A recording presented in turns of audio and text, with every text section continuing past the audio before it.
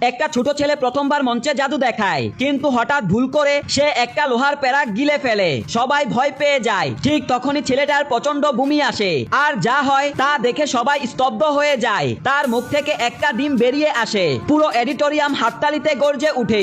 দর্শকরা এতটাই মুগ্ধ হয় যে নোট আর কয়েনের বৃষ্টি শুরু হয়। তার প্রথম শো এনে দেয় তার আর তার মায়ের অর্ধেক মাসের উপার্জন। খুশি হয়ে ছেলে দৌড়ে বাড়িতে গিয়ে বলে, মা তাড়াতাড়ি আমাকে ঝাঁকাও। মা হালকা একটু ঝাঁকুনি দিতেই তার পকেট থেকে কয়েন ঝরে পড়তে শুরু করে। মায়ের হাসি দেখে ছেলেটার মুখে হাসি ফুটে ওঠে, আর সে নিজের কাছে প্রতিজ্ঞা করে যে একদিন সে তার মাকে দরিদ্র থেকে মুক্ত করবে। ছেলেটা বড় হয়ে যায়, কিন্তু জীবন এত সহজ ছিল না। এক সময় এমন অবস্থা হয় যে দুবেলা খাবার জুটানোই কষ্ট, আর শৈশবের স্বপ্নটা ধীরে ধীরে শেষ হয়ে যায়। একদিন সে মঞ্চে হাতকড়া থেকে পালানোর খেলা খেলছিল। হঠাৎ এক আসল পুলিশ এসে বলে, যদি সত্যি এত বড় জাদুকর হও তবে এই আসল হাতকড়া খুলে দেখাও। সে হাসে আর কোমর থেকে একটা পাতলা তার বের করে। পিঠ ফিরিয়ে কয়েক সেকেন্ডের মধ্যেই হাতকড়া খুলে ফেলে। পুরো হল হাততালিতে ফেটে যায়। সেদিন থেকে মানুষ তাকে নতুন নাম দেয়। এরপর সে আরো বিপজ্জনক দিক দেখাতে শুরু করে।